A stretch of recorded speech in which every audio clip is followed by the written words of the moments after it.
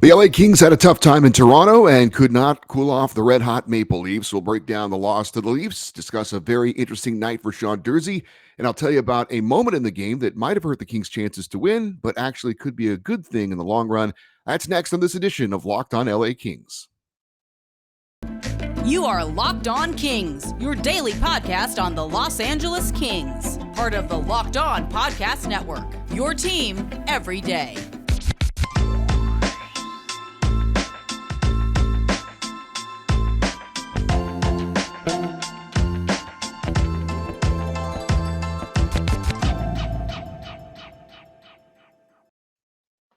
Hey, Kings fans, welcome to Locked On LA Kings, your team every day. Thanks for making Locked On LA Kings your first listen every day. We are free and available wherever you get your podcasts and on YouTube. Please like and subscribe if you're enjoying this content. At last check, we were at 976 subscribers, and it looks like we are definitely going to hit that goal of 1,000 subscribers by the end of the year. Thank you guys so much. Really appreciate your support of the YouTube channel and of the podcast as well. My name is Eddie Garcia. I am your host of Locked On LA Kings. I've worked in sports media for the past 30 years. For the past 20 plus years, I've been at the Fox Sports Radio Network. I'm also co-host of the Puck Podcast, a weekly NHL review show that's been putting out content for the past 16 years, and a passionate LA Kings fan for the past 30 plus years. This episode is brought to you by BetOnline. BetOnline as you cover this season with more props, odds, and lines than ever before. BetOnline, where the game starts. So the Kings were in Toronto last night to take on one of the hottest teams in the NHL with one of the hottest players in the NHL right now, and that would be the Toronto Maple Leafs and their talented forward, Mitch Marner. We knew this game was going to be a tough game, and it was. As for the Kings lineup against the Maple Leafs, we had Andrei Kopitar centering the top line with Arthur Kaliev on his right wing, Kevin Fiala on the left wing. Philip Danault, playing in his 500th career NHL game, centered the second line with Trevor Moore on the left side, Victor Arvidsson on the right side. You had Adrian Kempe centering the third line, Gabe Vilardi on the right side, Alex Iafallo on the left side, and then Blake Lizotte on the fourth line at center, Carl Grundstrom on the right, Jarrett Anderson-Dolan on the left. Your defensive pairings, Drew Doughty on his 33rd birthday, taking the ice with Mikey Anderson. You had Matt Roy teamed up with Sean Durzi, more on him in a bit, and Sean Walker with Alex Edler. Jonathan Quick back in net after a game off against the Senators. Scratches were Tobias Bjornfoot and Samuel Fagimo, and Brendan Lemieux still on injured reserve. Second game in a row, we've seen this lineup with Arthur Kaliev on the top line and Adrian Kempe centering the third line.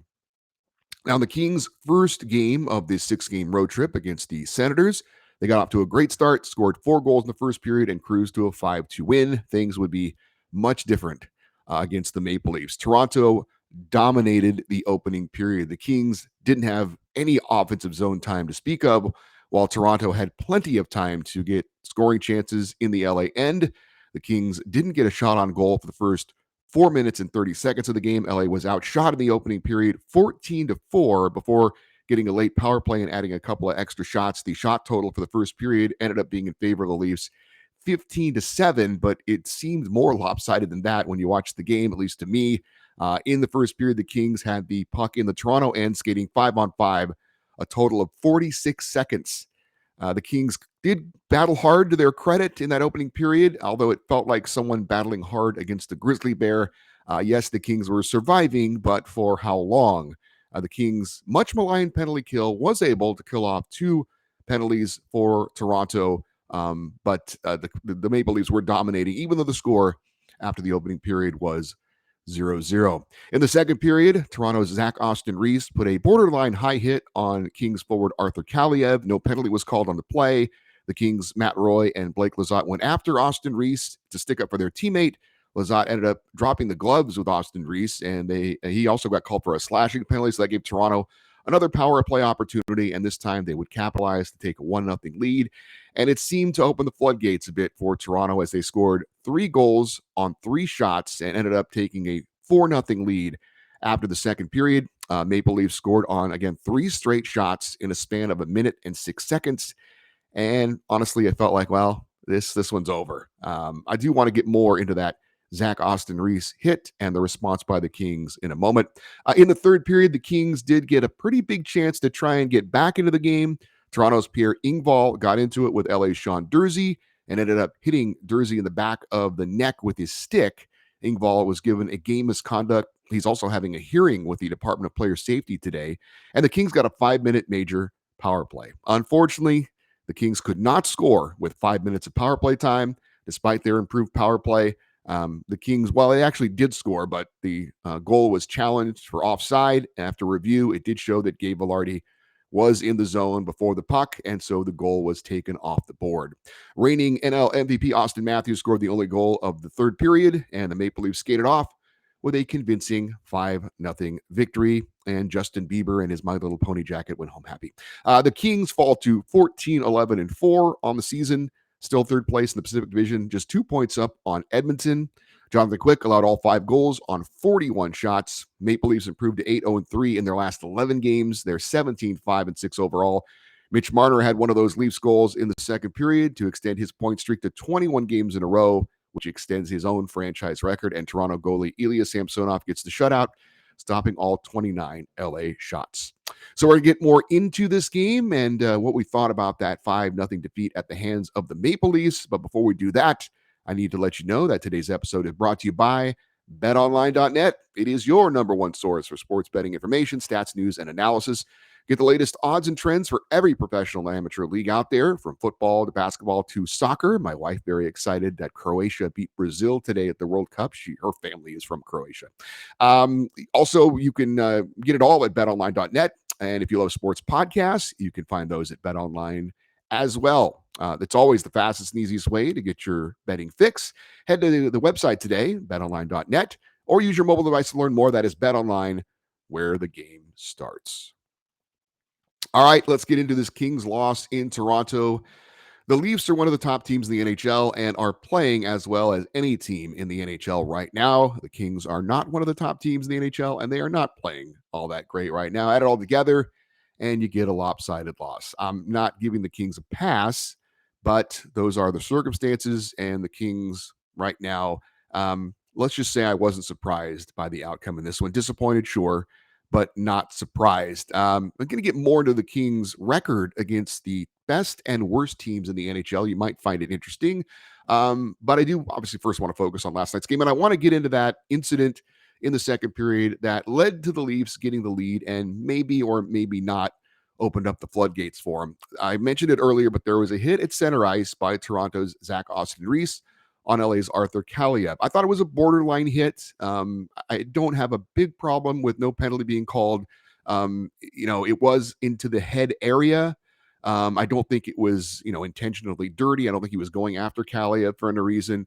But it was one of those hits you don't like to see if you're a King. And you can understand why Matt Roy and Blake Lizotte both kind of went after Austin Reese. Roy gave him a little bit of a shove, and then Lizotte came in with a little slash and got into his face a bit. And then Austin Reeves dropped the gloves, and Lizotte had to do so as well. And they got into a brief fight. No real big punches were landed.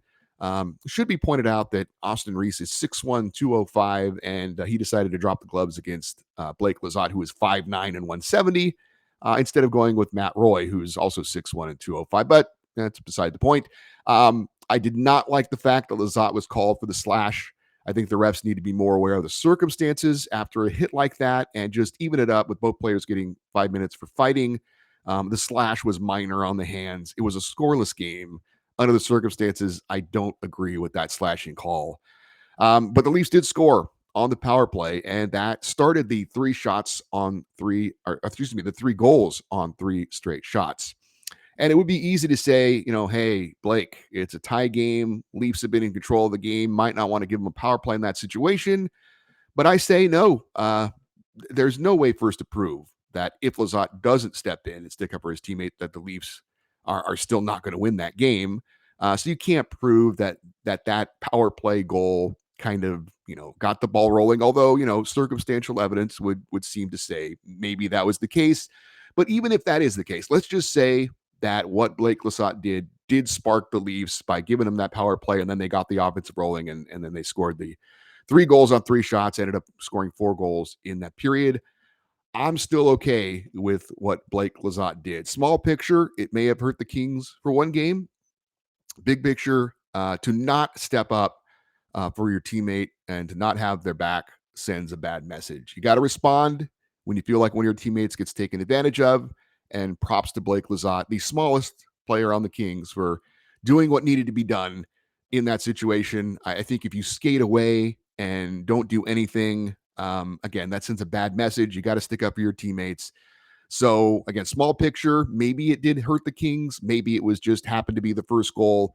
But in the end, you got to do it. I wish it would have been somebody other than Blake Lizotte, but he did what he had to do. And so, I think that was the right response, regardless of what the outcome was. And that the worst thing would have been to just skate away and, have somebody put a borderline hit on one of your teammates and you just don't do anything. We don't want that to be what the Kings are about and what they do. So I talked a lot about the Kings ever improving power play, but I was disappointed when the Kings had a chance to use that power play to possibly get back in the game against the Leafs, or at least make things more interesting, or at least spoil the shutout. But the Kings, with 5 full minutes of power play time, were not able to get one into the net. And I am thrilled overall with the Kings' improvement on the power play so far this season, but I'm still waiting for that big power play goal that either wins a game or sparks a rally, or does something to help turn a game around.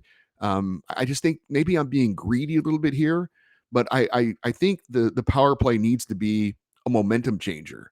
And I'd like to see the Kings power play be more of a weapon, so to speak. Is it helping them win games? Sure.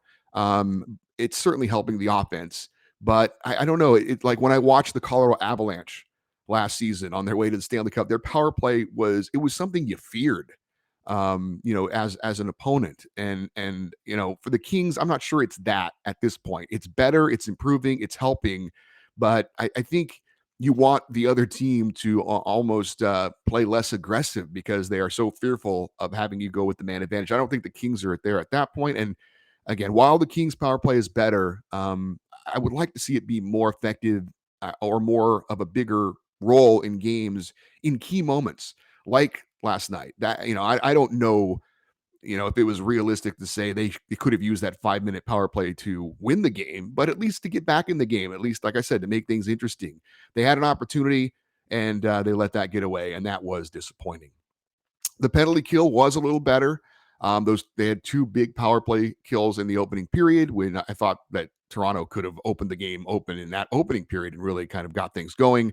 The Kings have had a tough time clearing pucks when they have possession on a penalty kill, and I thought they did a much better job of that last night, getting rid of the puck in their own zone when they had chances to do so. As for Jonathan Quick in net, I thought he played pretty damn well in that opening period when he was under siege, turning aside 15 shots. And he was okay in the third period, but that second period obviously was a rough one, giving up the 4 goals. The first goal was on a power play where the defenseman put a nice shot on net. It was kind of a pull and drag where he changed the angle of the shot. Second goal was on a 2-on-1.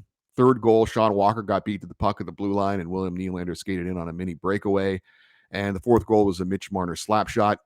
In my opinion, 2 of those goals you could say were more on Quick, and 2 of those goals I think you could say were more on his teammates and his defense.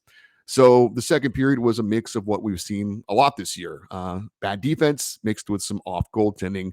I honestly thought that Todd McClellan might pull Jonathan Quick after that fourth goal, to give him some rest for the rest of the road trip and for his next start, as again, the Kings have back-to-back games coming up this weekend. But he decided to let him go, and Quick played the entire game. I also mentioned on Thursday's show that we should keep an eye on Sean Durzi. He's a Toronto native, and he was playing his first NHL game in his hometown. He had plenty of friends and family in attendance. We saw several shots on the TV broadcast of his parents. And I also forgot to mention that he was once a Maple Leaf prospect who came over to the Kings in the Jake Muzzin trade, along with Carl Grundstrom and a first-round pick that ended up being Tobias Bjornfoot. That's been a great deal for the Kings, not so great for the Maple Leafs, as Muzzin seems like he is constantly hurt, and he's hurt again right now. But who would have thought that Sean Durzi, in most of the third period, would be booed by the fans in Toronto every time he touched the puck? I mentioned it earlier, but he got into it with the Leafs' Pierre Engvall. Engvall ended up again slashing Durzi in the back of the neck with his stick. He got ejected, and that led to that 5-minute major power play. And again, Engvall's got a hearing later today with the league, so it looks like he's going to get at least fined and maybe suspended for that. But the crowd turned on Durzi at that point. Now he ended up with no points and just over 20 minutes of ice time, but I'm guessing a game that Sean Durzi will never forget. I'm also guessing that this could have been the first time in his career that he was booed every time he touched the puck. I'm guessing he'll look back on it in amusement one day. But again, Sean Durzi, an interesting game, the Toronto native, back in that building where he grew up a Leafs fan in his hometown there. I'm guessing he never thought going into that game that he would be booed every time he touched the puck in the third period, but that was the case. So I was also curious to see, how do the Kings play against the top teams in the NHL, like the Maple Leafs so far this season. And if you look at the current standings, the top 10 teams as far as points in the NHL, the Kings this season against those teams are 2-9. Their two wins came over the Maple Leafs in an earlier matchup in LA and against the Tampa Bay Lightning as at home as well. And so it got me thinking, I wonder, how are the Kings against the bottom 10 teams in the NHL? And the bottom 10 teams as it stands right now, as far as points, the Kings are undefeated, 6-0-2. Well, undefeated in regulation, 6-0-2. And I know that's not a very scientific, little research project, but I think it's fair to say the Kings beat the teams they're supposed to, and kind of lose to the teams that seem to be better than them, at least in the standings. And we'll see if that continues on this road trip. The Kings do have one more game on this trip against a top 10 team. It is the team at the very top right now, the Boston Bruins. And they've got two games against two of those bottom 10 teams in the Buffalo Sabres and the Columbus Blue Jackets. So I guess that makes a little bit of sense. The Kings are sort of in the middle of the pack, I guess, above the middle of the pack a bit as far as the overall standings. I believe they're 12th in the NHL.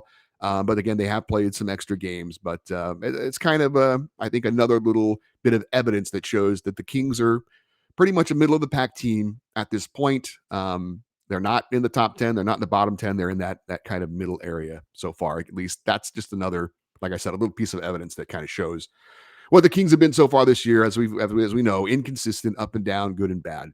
And it continues.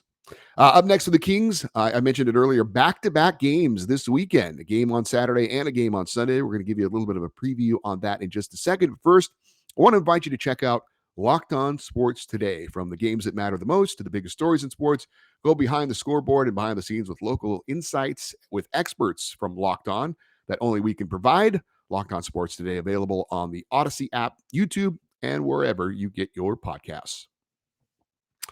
So the Kings are playing back-to-back games this weekend. They will take on the Montreal Canadiens on Saturday and then face the Columbus Blue Jackets on Sunday. The Canadiens, if you haven't been following the NHL, a bit of a surprise this season. While not in a playoff spot at the moment, Montreal is in the wild card hunt in the East, and that's not bad for a team that is admittedly in a rebuild. The Habs have a couple of young stars that they're hoping can help them now and in the future. So look out for Cole Caulfield and their new captain, Nick Suzuki. Columbus, on the other hand, has the worst record in the Eastern Conference and have been hit hard by injuries so far this season.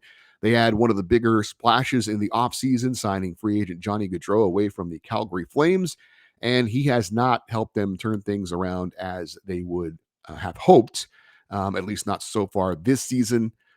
Expect to see Phoenix Copley in net for the LA Kings in one of those games. And this is the first time the Kings have played back-to-back games since back-to-back losses to the Canucks and the Kraken on November the 18th and the 19th. So big couple of back-to-back games for the Kings. Frankly, a couple of winnable games for the Kings as they look to kind of kickstart the second half of this road trip with a couple of big wins over the weekend. And as I said, it'll be interesting to see Phoenix Copley back in net for one of those games. Not sure which one that he will start, but expect to see him in one of those games. Coming up on Monday's show, obviously, we're going to recap both those games from over the weekend for the Kings. We'll also update you on Cal Peterson and tell you about any games he plays in the AHL over the weekend, and let you know if Kings rookie Brant Clark gets selected for Team Canada and the World Junior Championships. That should be finalized at some point on Monday, so we'll keep an eye out for that news as well. If you have any questions or comments about this show, you can always send me an email. The email address is lockedoneddie@gmail.com, EDDIE, lockedoneddie@gmail.com. We are on Twitter @LockedOnLAKings and also on Instagram @LockedOnLAKings as well. Thanks for making Locked On LA Kings your first listen today. For your second listen, check out Locked On Sports today. From the games that matter the most to the biggest stories in sports, go beyond the scoreboard, beyond the scenes with local experts and insights that only Locked On can provide. That is Locked On Sports today, available on the Odyssey app, YouTube, and wherever you get your podcasts. I'm Eddie Garcia. Thank you so much for listening and watching Locked On LA Kings. Have a great weekend. Looking forward to a couple of games over the weekend for the LA Kings. And as always, we close out the show by saying, Go Kings, go.